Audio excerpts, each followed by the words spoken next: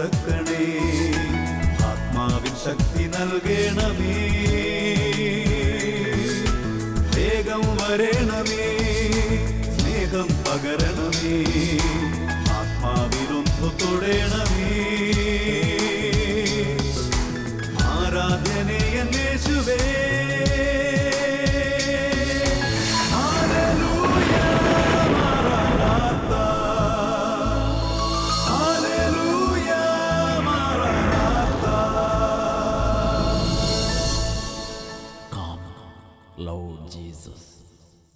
Price the Lord. Hallelujah. സുഭാഷിതങ്ങൾ 28:14. നിരന്തരം ദൈവഭക്തിയിൽ കഴിയുന്നവൻ അനുഗ്രഹീതനാണ്. Praise the Lord. Hallelujah. Sehion ministries ഒരുക്കുന്ന വചന ശുശ്രൂഷയിലേക്ക് യേശുക്രിസ്തുവിൻ്റെ ധന്യനാമത്തിൽ സേവർക്കാൻ വഠാലച്ചൻ്റെ ആത്മീയ കൂട്ടായ്മയിൽ നിങ്ങളെല്ലാവരെയും സ്വാഗതം ചെയ്യുന്നു. Praise the Lord. പ്രിയപ്പെട്ട സഹോദരങ്ങളെ, book of Proverbs chapter 28 verse 14 says, സുഭാഷിതങ്ങൾ 28:14 ഇങ്ങനെ പഠിപ്പിക്കുന്നു: നിരന്തരം ദൈവഭക്തിയിൽ കഴിയുന്നവൻ അനുഗ്രഹീതനാണ്. ഹല്ലേലൂയ. സന്തോഷത്തോടെ പറയാം ഹല്ലേലൂയ.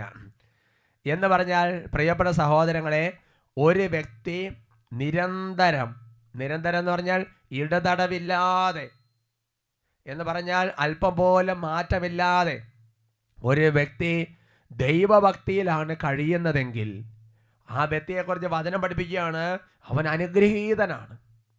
എന്ന് പറഞ്ഞാൽ നിരന്തരം ദൈവഭക്തിയിൽ പരിശീലിപ്പിച്ചിരിക്കുന്ന ഒരു വ്യക്തിയുടെ ജീവിതത്തിൻ്റെ എല്ലാ മേഖലകളിലും അനുഗ്രഹം ഉണ്ടാകും. അവൻ്റെ പ്രാർത്ഥനകൾക്ക് പെട്ടെന്ന് ഉത്തരം ഉണ്ടാകും. അതുകൊണ്ട് പ്രിയപ്പെട്ട സഹോദരങ്ങളെ, നമ്മൾ അനുഗ്രഹം പ്രാപിക്കാൻ ദൈവഭക്തിയിൽ പരിശീലിപ്പിക്കപ്പെടുക വളരെ പ്രധാനപ്പെട്ട ഒരു സംഗതിയാണ്. ഉറക്കെ പറയാം ഹല്ലേലൂയ. ഹൃദയം തുറന്ന് പറയാം ഹല്ലേലൂയ. ഈ വചന ശുശ്രൂഷ നമ്മളെ ദൈവഭക്തിയിൽ പരിശീലിപ്പിക്കുകയാണ്. ചെറുപ്പത്തിൽ നമ്മുടെ കുട്ടികളെ കുടുംബ പ്രാർത്ഥനയിൽ അത് പഠിപ്പിക്കുന്ന ദൈവഭക്തിയിൽ ഒരു പരിശീലനമാണ്. വേദപാഠത്തിന് അയക്കുന്ന ദൈവഭക്തിയിൽ പരിശീലനമാണ്. അങ്ങനെ ദൈവഭക്തിയിൽ പരിശീലിക്കാനുള്ള സാഹചര്യങ്ങൾ വളർന്നു വന്നാലും ദൈവം നമുക്ക് അനുവദിക്കും. ഹല്ലേലൂയ. അതിൽ നിലനിന്നാൽ, ആ ദൈവത്തെ പരിശീലിച്ചാൽ ആ വ്യക്തിയുടെ ഒരുപാട് മണ്ഡലങ്ങളിൽ അനുഗ്രഹമുണ്ടാകുന്ന വചനം വെളിപ്പെടുത്തുകയാണ്. ഞാൻ ഓർക്കാണ്, അട്ടപ്പാടി സെഹിയോൻ ധ്യാന കേന്ദ്രത്തിൽ താമസിച്ച് ധ്യാനം കൂടാൻ വേണ്ടി വന്ന ഒരു ബിജു കൊടകര, ആ വ്യക്തി ഒരു സാക്ഷ്യം പറഞ്ഞത് ഞാൻ ഓർക്കാണ്. ആ വ്യക്തിയുടെ കുടുംബത്തിൽ ഇവിടെ ധ്യാനം കൂടാൻ വേണ്ടി എത്തിക്കുന്നത് ഈ ബിജു കൊടകര എന്ന വ്യക്തിയുടെ അപ്പനും അമ്മയാണ് ധ്യാനം കൂടാൻ വേണ്ടി വന്നിരിക്കുന്നത്. ഈ ബിജുവിൻ്റെ കുട്ടി നാളുകളായിട്ട് നടക്കുകയല്ല. സാധാരണ ഒരു കുട്ടി ജനിച്ചിട്ട് ഒരു 6 മാസം കഴിയുമ്പോൾ കമക്കാനും അല്ലെങ്കിൽ പതുക്കെ നീന്താനും, 1 വയസ്സാകുമ്പോൾ 1.5 വയസ്സാകുമ്പോൾ പതുക്കെ നടക്കാനൊക്കെ തുടങ്ങും. എന്നാൽ ഈ കുട്ടി കിടത്തിയാൽ അങ്ങനെ കിടത്തും, മരത്തിൽ കിടത്തിയാൽ മരത്തിൽ കിടത്തും, കമത്തി കിടത്തും എന്നല്ലാതെ അല്പം പോലും ചലിക്കുകയില്ല. അങ്ങനെ ഇരിക്കെ ഈ കുട്ടിയുടെ വല്യമ്മ ഇവിടെ ധ്യാനം കൂടാൻ വേണ്ടി വന്നപ്പോൾ അവർ നല്ല ദൈവഭക്തിയുള്ള മാതാപിതാക്കളായിരുന്നു. കണ്ട് പ്രാർത്ഥിക്കാൻ വേണ്ടി വന്നു. അങ്ങനെ കണ്ട് പ്രാർത്ഥിക്കാൻ വേണ്ടി വന്നപ്പോൾ ഒരു കർത്താവ് ഒരു വെളിപ്പെടുത്തൽ കൊടുത്തു. ആ വെളിപ്പെടുത്തൽ ഹൃദയം കൊണ്ട് സ്വീകരിച്ച്, എന്നിട്ട് ആ കുടുംബം ആ ഒരു കാര്യത്തിൽ അങ്ങോട്ട് പരിശീലനം നേടി, ആ ഒരു കാര്യത്തിൽ അങ്ങോട്ട് അനുസരിച്ചു. ദൈവത്തിനാൽ അവർ അനുഗ്രഹീതരായിട്ടാണ്. നമുക്ക് ആ സാക്ഷി ഒന്ന് കേൾക്കാം. എൻ്റെ പേര് ബിജു, എൻ്റെ മകളുടെ പേര് ആൻമരിയ. ഞങ്ങൾ തൃശ്ശൂർ ജില്ലയിലെ ഇരിഞ്ഞാലക്കുടയിലെ കൊടകര എന്ന സ്ഥലത്താണ് താമസം. തൃശ്ശൂരിൽ നിന്നുമാണ് ഈ കുടുംബം മോളുമായിട്ട് സാക്ഷ്യപ്പെടുത്താൻ വേണ്ടി ഇവിടെ എത്തിച്ചേർന്നിരിക്കുന്നത്. ഞാൻ എൻ്റെ മകൾക്ക് വേണ്ടിയാണ് സാക്ഷ്യം പറയുന്നത്. എൻ്റെ മകള് ജനിച്ചിട്ട് 1.5 വയസ്സ് വരെ കമിഴ്ന്നു പോകാനോ അല്ലെങ്കിൽ നടക്കുവാനോ ഒരു കുട്ടികളുടേതായ വളർച്ച, അവള് കൈ സംസാരിക്കാൻ കുഴപ്പമൊന്നുമില്ല, വായിലൊക്കെ പല്ലൊക്കെ വന്നു, പക്ഷേ കൈ കട്ട് അടിക്കും, പക്ഷെ നടക്കുവാനോ കമിഴ്ന്നു പോകാനോ ഒന്നും ശ്രമിച്ചിരുന്നില്ല. 6 മാസമായിട്ട് അങ്ങനെ കമിഴ്ന്നു പോകാണ്ടായപ്പോൾ ഞങ്ങൾ ഡോക്ടറെ കാണിച്ചപ്പോൾ പറഞ്ഞു, സാറില്ല, പേടിക്കണ്ട, ഒരു വയസ്സാകുമ്പോൾ അത് ശരിയാവും. അങ്ങനെ വീണ്ടും ഞങ്ങൾ 1 വയസ്സായപ്പോഴും കുട്ടി പഴയ അവസ്ഥ കിടത്തവർത്തിരിക്കും. അപ്പോൾ വീണ്ടും ഡോക്ടറെ കാണിച്ചപ്പോൾ പറഞ്ഞു, ഞങ്ങൾക്കൊന്നും മനസ്സിലാവുന്നില്ല, കുട്ടിക്ക് വേറെ കുഴപ്പങ്ങളൊന്നുമില്ല, അത് നടക്കും. അങ്ങനെ 1.5 വയസ്സായപ്പോൾ ഒരു വയസ്സ് കഴിഞ്ഞപ്പോൾ ഏകദേശം കുട്ടീനെ ഇരുത്തി കഴിഞ്ഞാൽ ഇങ്ങനെ നിരങ്ങിപ്പോവും. അപ്പോൾ ഞങ്ങൾക്ക് ആകെ ഭയങ്കര വിഷമമായി, കുട്ടി നടക്കണില്ലോ എന്ന് വെച്ചിട്ട്. അങ്ങനെ 2011 ജനുവരി 16 ധ്യാനത്തിന് എൻ്റെ അപ്പച്ചനും അമ്മച്ചിക്കും സമ്മതിക്കുവാനായിട്ട് ഇവിടെ ഒരു സീറ്റ് ലഭിക്കുകയും അവർ വന്ന് ധ്യാനം കൂടുകയും ബിനയച്ചനോട് ഞങ്ങളുടെ വിഷമം പറയുകയും ചെയ്തു.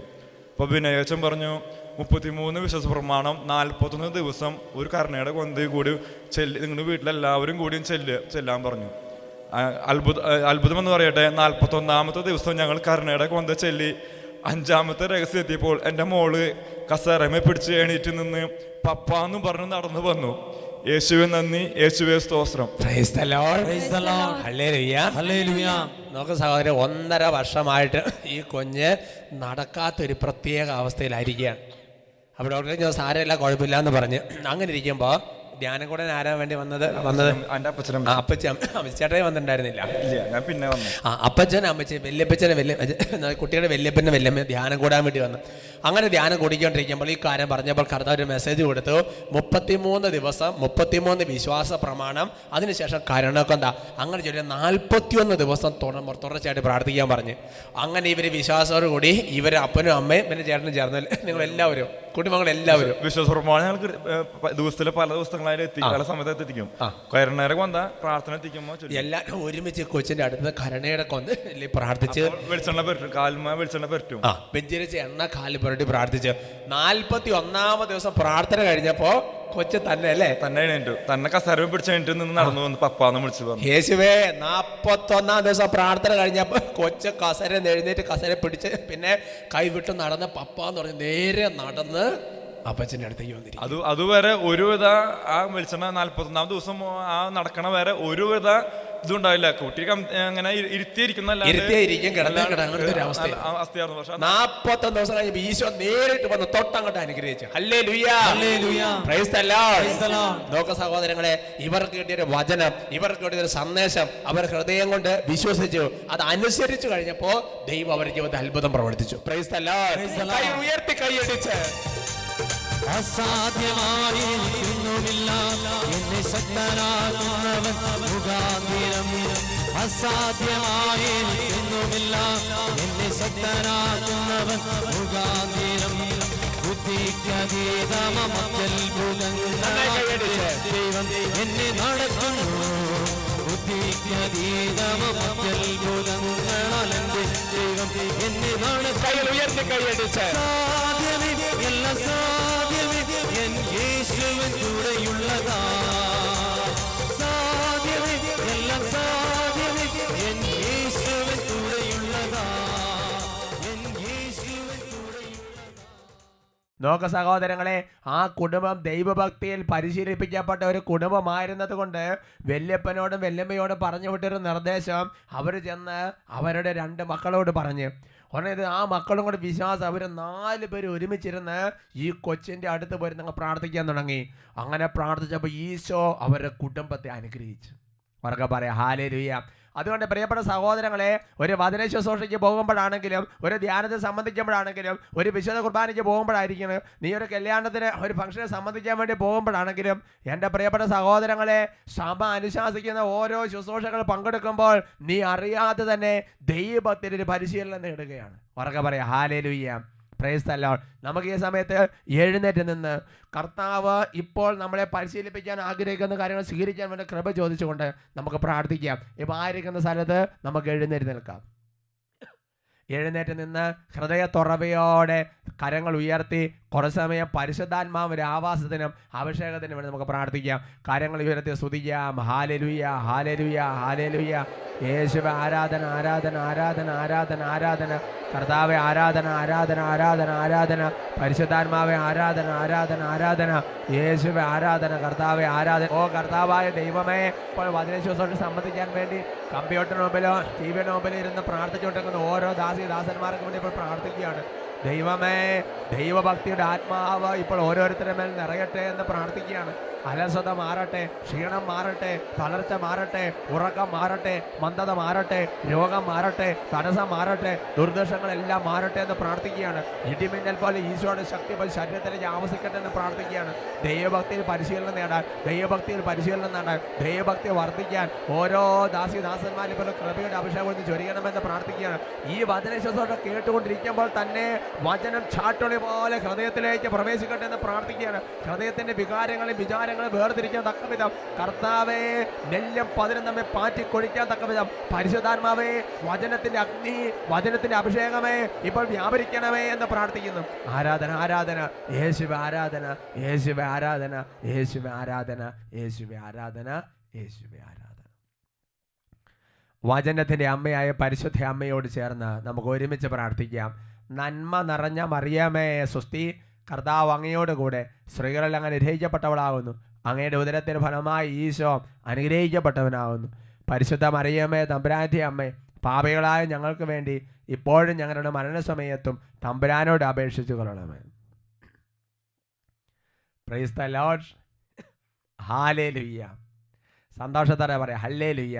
നമുക്ക് സ്വസ്ഥാനങ്ങളിലിരിക്കാം. Praise the Lord. ഹല്ലേലൂയ. ഇന്ന് നമ്മൾ ചിന്തിക്കുന്ന വിഷയം കഷ്ടതയും ക്ലേശവും നല്ലതോ ചീത്തയോ. Price the Lord. നമ്മുടെ ജീവിതത്തിൽ കഷ്ടത, ക്ലേശം എന്നീ പറയുന്ന സംഗതികൾ നല്ലതാണോ ചീത്തയാണോ എന്ന് വചനപ്രകാരം നമ്മളിന്ന് പരിശോധിക്കാൻ പരിശ്രമിക്കുകയാണ്. ഉറക്കെ പറയാം ഹല്ലേലൂയ. Praise the Lord. യേശയ്യാ പ്രവചനം അതിൻ്റെ 30-ാമത്തെ അധ്യായത്തിൻ്റെ 20-ാം തിരുലിഖിതം. Book Isaiah chapter 30 verse 20. അവിടെ വചനം ഇങ്ങനെയാണ് പഠിപ്പിക്കുന്നത്: കർത്താവ് നിനക്ക് കഷ്ടതയുടെ അപ്പവും ക്ലേശത്തിൻ്റെ ജലവും തന്നാലും നിന്റെ ഗുരു നിന്നിൽ നിന്ന് മറഞ്ഞിരിക്കുകയില്ല. സന്തോഷത്തോടെ പറയാം ഹല്ലേലൂയ. Praise the Lord. വചനം വെളിപ്പെടുത്തുകയാണ്, ദൈവമായ കർത്താവ് നിനക്ക് കഷ്ടതയുടെ അപ്പവും ക്ലേശത്തിൻ്റെ ജലവും തന്നാലും നിന്റെ ഗുരു, നിന്റെ രക്ഷകൻ നിന്നിൽ നിന്ന് മറഞ്ഞിരിക്കുകയില്ല. ഉറക്കെ പറയാം ഹല്ലേലൂയ. Praise the Lord. പ്രിയപ്പെട്ട സഹോദരങ്ങളെ, ഇത് വളരെ വളരെ വാത്സല്യപൂർവമായ ദൈവത്തിൻ്റെ ഒരു ഇടപെടലായിട്ട് നമ്മൾ മനസ്സിലാക്കണം. ചിലപ്പോൾ കാരണവന്മാരോട് മക്കളോട് പറഞ്ഞു കൊടുക്കാറുണ്ട്, എടാ ഞാൻ നിനക്കിട്ട് 2 തല്ല് വെച്ച് തന്നാലും ഞാൻ നിൻ്റെ കൂടെയുണ്ട്, ഞാൻ നിന്നെ ഉപേക്ഷിക്കുകയല്ല. ഞാൻ അങ്ങനെ ഇപ്പോൾ ആ സമൂഹത്തിൽ വെച്ച് മുമ്പിൽ വെച്ച് നിന്നെ അങ്ങനെ പറഞ്ഞാൽ എൻ്റെ പൊന്നു മോനെ, എൻ്റെ മനസ്സെന്ന് നിനക്ക് അറിയാൻ പാടില്ലേ. ചിലപ്പോൾ സുഹൃത്തുക്കൾ തമ്മിലുള്ള സംഭാഷണത്തിലൊക്കെ ഇങ്ങനത്തെ കാര്യങ്ങൾ പറയാറുണ്ട്. എന്ന് പറഞ്ഞ പോലെ കർത്താവ് പറയാണ്, ഞാൻ നിനക്ക് തരുമെന്നല്ല പറഞ്ഞത്, തന്നാൽ പോലും ഞാൻ നിന്നെ മറഞ്ഞിരിക്കുക. ഇത് വളരെ ശരിയാണെന്ന് നമുക്കറിയാം. കാരണം ബൈബിളിൽ അബ്രാഹത്തിൻ്റെ ദാസിയായ ഹാഗാർ ഒരുപാട് കഷ്ടതകളുടെ ഞെരുക്കങ്ങളിലൂടെ അവസാനം സ്വന്തം കൊച്ചിനെ എടുത്തുകൊണ്ട് മരുഭൂമിയിലേക്ക് ഓടിപ്പെടുന്ന രംഗമുണ്ട്.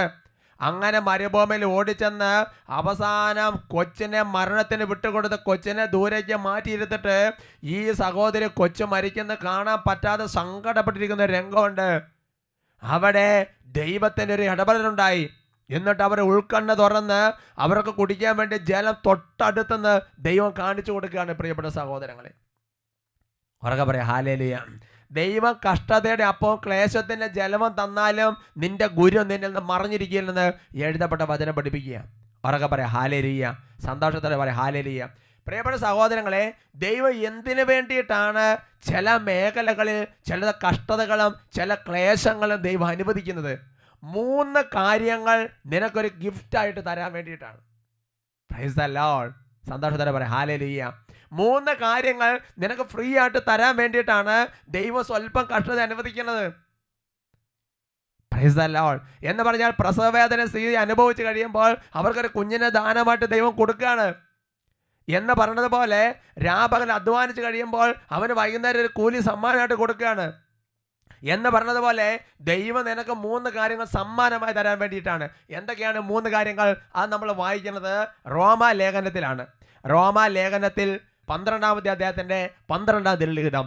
അവിടെ വചനം ഇങ്ങനെയാണ് പഠിപ്പിക്കുന്നത്: പ്രത്യാശയിൽ സന്തോഷിക്കുവിൻ, ക്ലേശങ്ങളിൽ സഹനശീലരായിരിക്കുവിൻ, പ്രാർത്ഥനയിൽ സ്ഥിരതയുള്ളവരായിരിക്കുവിൻ. ഉറക്കെ പറയാം ഹല്ലേലൂയ.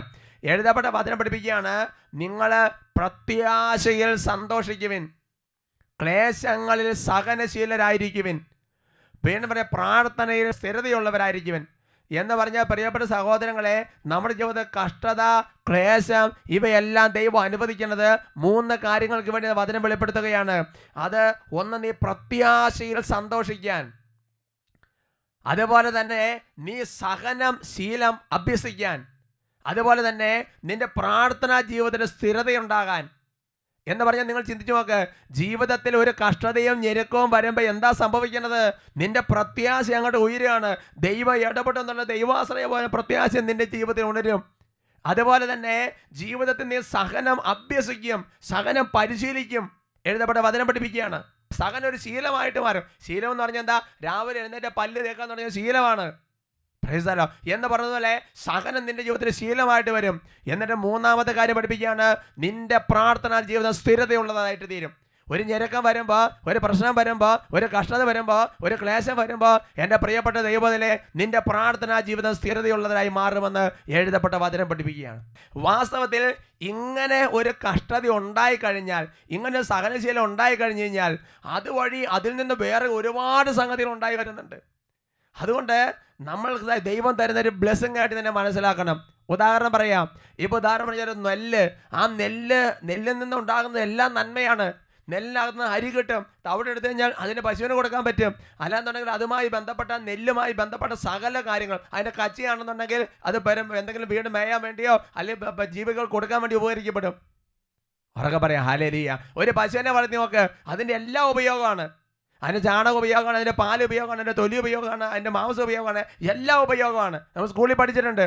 എന്ന് പറഞ്ഞതുപോലെ പ്രിയപ്പെട്ട സഹോദരങ്ങളെ, ഒരു സംഗതി നിന്റെ ജീവിതത്തിൽ തരുമ്പോൾ അതിലൂടെ ഉണ്ടാകുന്ന കുറേ അധികം നന്മകൾ വേറെയുണ്ട്, ഒരു മൾട്ടിപ്ലൈ ചെയ്യുന്ന പോലെ. അതെവിടെ വായിക്കേണ്ടത്? അത് നമ്മൾ വായിക്കേണ്ടത് റോമാ ലേഖനം 5-ാമത്തെ അധ്യായത്തിൻ്റെ 4-ഉം 5-ഉം തിരുലിഖിതങ്ങളാണ്. എന്തെന്നാൽ കഷ്ടത സഹനശീലവും, സഹനശീലം ആത്മധൈര്യവും, ആത്മധൈര്യം പ്രത്യാശയും ഉളവാക്കുന്നു എന്ന് നാം അറിയുന്നു. പ്രത്യാശ നമ്മെ നിരാശരാക്കുന്നില്ല. കാരണം നമുക്ക് നൽകപ്പെട്ടിരിക്കുന്ന പരിശുദ്ധാത്മാവിലൂടെ ദൈവത്തിൻ്റെ സ്നേഹം നമ്മുടെ ഹൃദയങ്ങളിലേക്ക് ചൊരിയപ്പെട്ടിരിക്കുന്നു. ഉറക്കെ പറയാം ഹല്ലേലൂയ. പ്രിയപ്പെട്ട സഹോദരൻ വചനം പഠിപ്പിക്കുകയാണ്, കഷ്ടത വഴി സഹനശീലം ഉണ്ടാകുന്നു. അത് നമ്മൾ ഓൾറെഡി കണ്ടു. കഷ്ടത വഴി സഹനശീലം ഉണ്ടാകുന്നത് കണ്ടു. ഇനി സഹനശീലം വഴി വേറൊരു സംഗതി കിട്ടുകയാണ്, ആത്മധൈര്യം. ഇനി ആത്മധൈര്യം വേറൊരു സംഗതിയാണ്, അതാണ് പ്രത്യാശ. അതുകൊണ്ടാണ് റോമാലേഖനം 12-ാമത്തെ വാക്യത്തിൽ പറഞ്ഞു വെച്ചിരിക്കുന്നത്, കഷ്ടത വഴി സഹനശീലം, പ്രത്യാശ, പ്രാർത്ഥന, സ്ഥിരത. ഉറക്കെ പറയാം ഹല്ലേലൂയ. ഒരുമിച്ച് പറയാം ഹല്ലേലൂയ. വീണ്ടും വചനം പഠിപ്പിക്കുകയാണ്, ഈ പ്രത്യാശ നാം നിരാശരാക്കുന്നില്ല. കാരണം അതുവഴി ദൈവസ്നേഹം നമ്മുടെ ഹൃദയങ്ങളിലേക്ക് ചൊരിയപ്പെട്ടുകൊണ്ടിരിക്കുന്നു. ജീവിതത്തിൽ ഒരുപാട് കഷ്ടതകളും ക്ലേശങ്ങളും കടന്നു പോകുമ്പോൾ ഗുരു മറിഞ്ഞിരിക്കുകയല്ല, ഒരുപാട് സംഗതി നമ്മുടെ ഹൃദയത്തിൽ ചൊരിഞ്ഞുകൊണ്ടിരിക്കുകയാണ്. പ്രിയപ്പെട്ട സഹോദരങ്ങളെ, ഉറക്കെ പറയാം ഹല്ലേലൂയ. സന്തോഷത്തോടെ പറയാം ഹല്ലേലൂയ.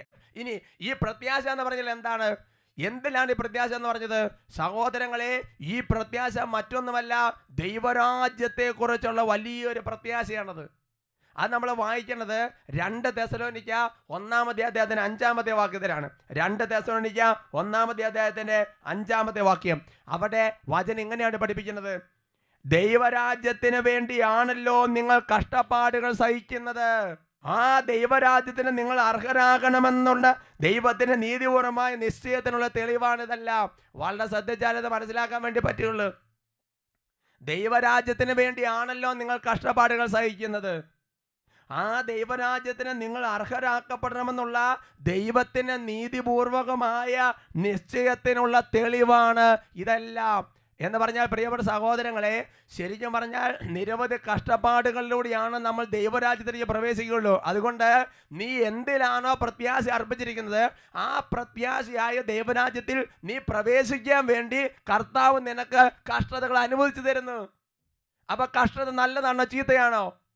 നിനക്ക് ആത്മധൈര്യം വേണ്ടേ? നിനക്ക് പ്രത്യാശ വേണ്ടേ? നിനക്ക് സഹനശീലം വേണ്ടേ? നിനക്ക് പ്രാർത്ഥന സ്ഥിരത വേണ്ടേ? ഹല്ലേലൂയ.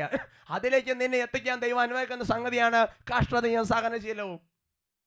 അപ്പൊ കഷ്ടതയും സഹനശീലം നല്ലതാണോ ചീത്തയാണോ? ഉത്തരം പറയണ്ട, മനസ്സിൽ സൂക്ഷിക്കുക.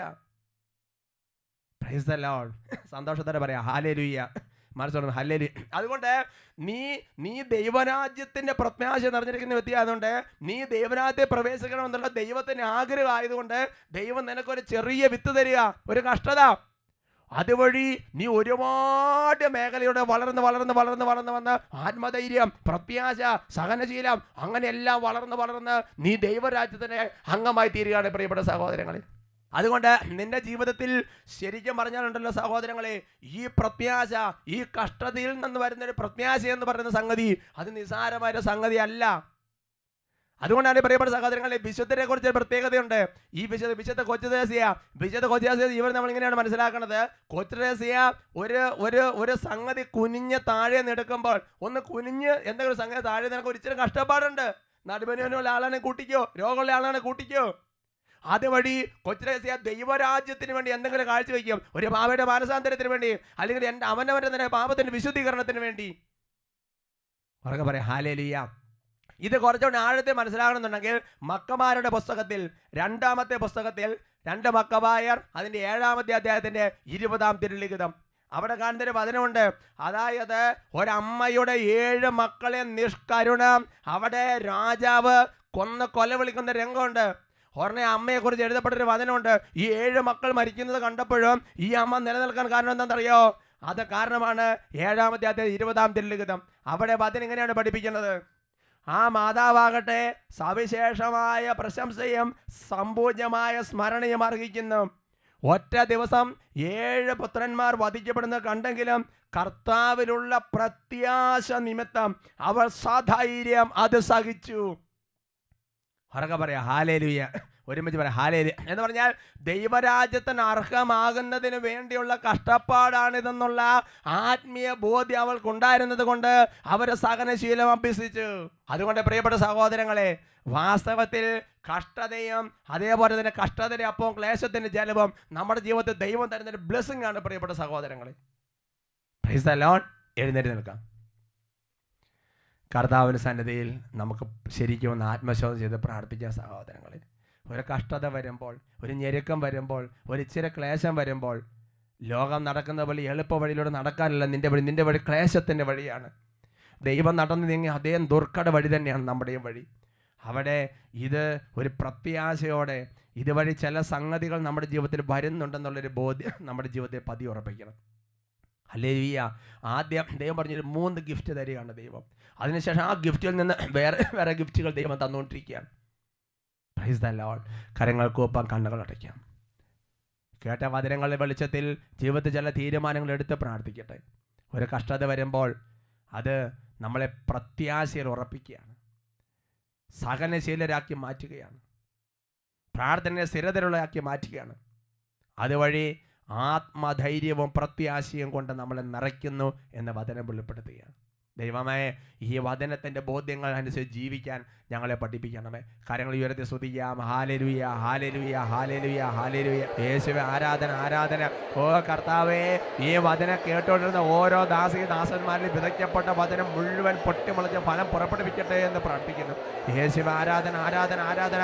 ജീവിതത്തിൽ കഷ്ടതയും ക്ലേശങ്ങളും വരുമ്പോൾ ദൈവമേ അഭിഷേകത്തോടെ സ്വീകരിക്കാൻ തക്ക വിധം കർത്താവ് ഓരോ ദാസന്മാരെ അഭിഷേകം ചെയ്യണമെന്ന് പ്രാർത്ഥിക്കുന്നു. ആരാധന, ആരാധന, ആരാധന. യേശുവേ ആരാധന, ആരാധന. യേശുവേ ആരാധന, യേശുവേ ആരാധന, യേശുവേ ആരാധന. Price the Lord. ഹല്ലേലൂയ. കഷ്ടതയും ക്ലേശവും അഭിഷേകത്തിനുള്ള വഴി. ഹല്ലേലൂയ, മാറാനാത്ത. Come, Lord Jesus.